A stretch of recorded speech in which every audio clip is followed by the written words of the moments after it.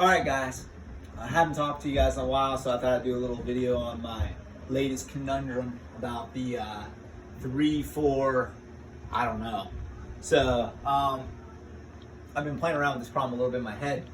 We know if this is a nice rectangle, we're gonna start with a nice rectangle, okay? Height of 4, base of 3, right?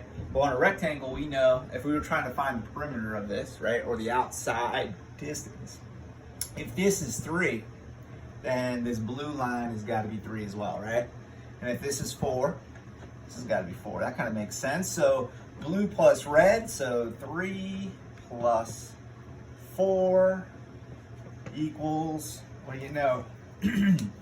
Equals 7, right? Okay. All right, so I'm going to take a little movement on you here, and I want you to tell me what's going to happen. All right, so I'm going to redraw this, and I want you to kind of see the move here. So here we go. We're going to make a base of 4, or a height of 4. This base is 3. That's going to stay the same the whole time, right? But now, what I'm going to do is I'm going to come over maybe halfway.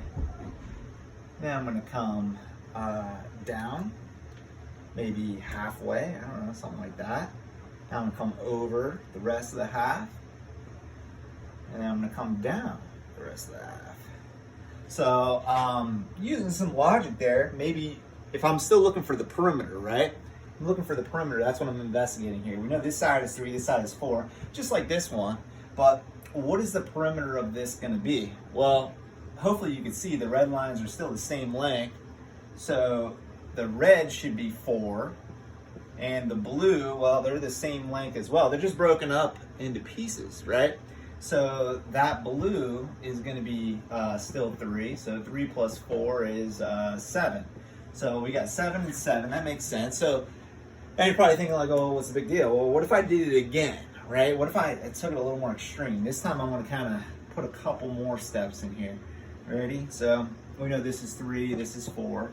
All right. But now I'm going to kind of put a couple steps in here. All right. I lost the color coding there. But if I were to ask you what the length of this blue line is, you would say what? Well, I mean, these guys would all be red right here, right? The 4, so, you know, those are all red and those are all blue. And just like this, now it's just 2 reds equal 1 red. So that whole thing, I think everybody would agree, nobody would argue with me, that this is also 7, right? So, all right, well, you're probably like, all right, get to the point here, Kramer. So let's see if we could take it an extreme step here. All right, so we got 3, we got 4, and here we go. We're gonna put a bunch of little ones in there.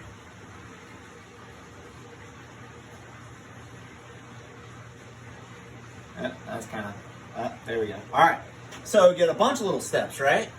And just the argument kind of holds the same, that the length of this red line, even though it's just broken down into a bunch of little spots, is 7, right?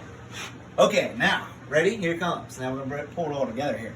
So let's say I take this to the extreme, right? I'm going to go into like, I'm going to get my finest marker out, like the smallest marker you've ever seen, and I'm going to draw this so teeny tiny, like it's going to be like teeny tiny.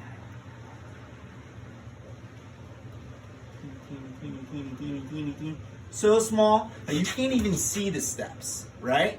Now all of a sudden you're looking at it and you're like, damn, Kramer, that don't even look like a rectangle. That looks like a right triangle. Huh, that's kind of weird because the logic says that this perimeter is 7, this is 7, this is 7, this is 7, and I just made a bunch of really tiny lines.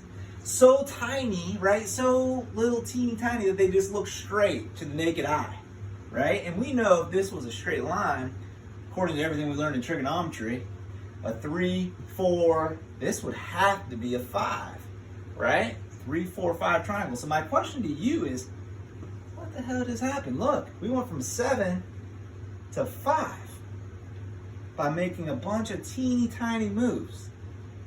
I don't know. Got me thinking about some things. So let me know what you think about it. Maybe you can throw your comments down on the bottom there. Either maybe trigonometry is wrong, or maybe there's something wrong with taking an infinite amount of steps in a finite distance. I don't know. It's just latest conundrum.